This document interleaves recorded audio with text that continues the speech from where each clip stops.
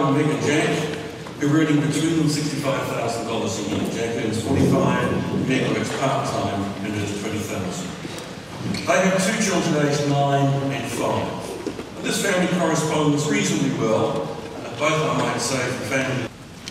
I work with business, particularly Business New Zealand, unions represented by the CTU, and the tertiary sector on an integrated skills strategy is going very well, and Pete has a draft strategy out for consultation.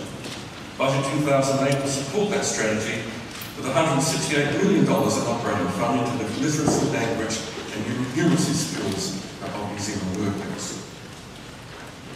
From 1st of July, all fuel excise is hypothecated to the National Land Transport Fund. In other words, it goes to the fund and is spent on land transport needs.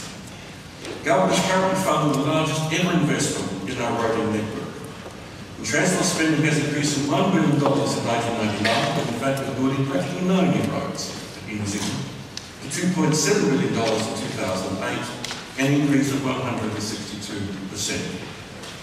Public transport spending has now increased by over 1,000% since the government was elected. Also central to the future strength of our economy will be a world-class modern rail system. Not quite so world-class as the picture depicts. It won't actually be solid power, but that would be nice. Budget 2008 funds the $665 million to buy back the rail operating system, plus an additional $25 million to fund transitional arrangements with toll holdings. This is a long-term investment that will save New Zealand taxpayers from having to subsidise the profits of an Australian monopoly operator through to 2070. I previously announced that I'm working on a significant capital proposal for the track and rolling stock, which I will take to cabinet soon. The government is committed to a fast broadband future. Broadband enables high-value weightless products created in New Zealand, such as research, design, digital media, branding and marketing, to be provided to customers anywhere in the world. And the package announced today is the first 5-year down payment on a longer-term pathway of fibre or equivalent bandwidth technology to the home. The core part of the package is the announcement of the Broadband Investment Fund. This will be supported by our continued efforts to get best value and leverage for the government spending on broadband. In addition, we are announcing further initiatives under the umbrella of the Digital Strategy 2.0. And together, this represents a commitment of over $500 million over the next 5 years. This fund will be contestable, it will be operating funding, it will not be technology specific. And those are key criteria for the government.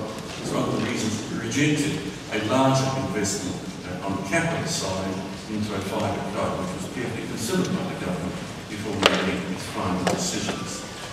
We see the Broadband Investment Fund as the next step towards a fast broadband future, which builds on recent regulatory changes and investment commitments secured from Telecom through operational separation. As I said, a pro-competitive approach that provides immediate benefits for high bandwidth and a stepping stone for future network expansions using fixed and wireless technologies, including achieving the high-level goal of widespread fibre or alternative bandwidth technology to the home within a decade.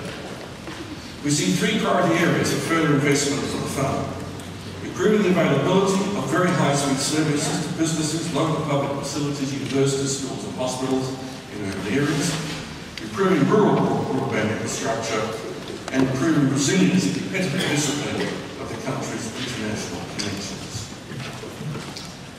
Before I close, I want to make it clear somewhat balanced approach. This budget is delivered without jeopardising our commitment to manage the government's books responsibly. As you can see from this graph, we will be able to meet our commitment first made in 2006 to keep debt stable at around 20% of GDP, excluding the debt held by the Reserve Bank. We know that unmanned is a central test for the design of the personal tax cut program. But to deliver that program does mean some reduction in forward spending. As I previously signalled, the delivery of tax cuts and falling sentences will mean we have to reduce future allocations from some $2 billion per annum to $1.75 billion and thereafter be adjusted for inflation. This should allow us still a strong investment in public services, will allow portfolios to meet increasing costs, especially in the health sector, and will not need to cut. It will require us to keep addressing reprioritisation of programs within government and will not allow the same rate of improvement in public services that we have seen over the last 8 years. As a consequence of all of this, operating surpluses have fallen. Indeed, these numbers still include the New Zealand Superannuation Fund returns.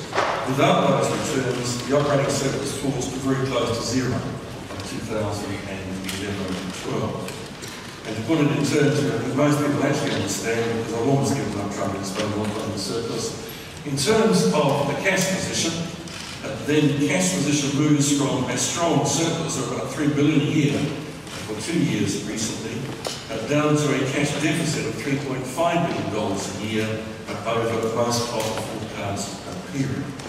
Hence, and I want to emphasise this point, it will be quite difficult to deliver any significant further tax cuts on top of this program without either having to significantly borrow, because these cash deficits will be significantly larger, or by cutting back on public services.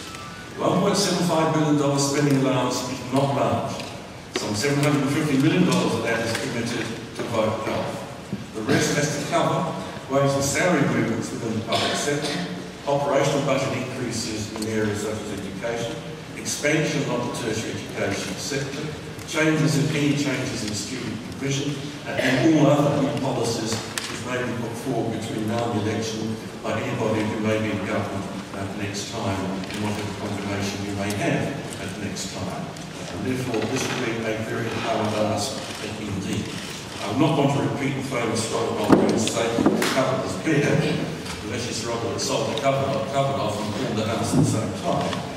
But I would say that we are in this budget reducing our fiscal position to one which is quite tight.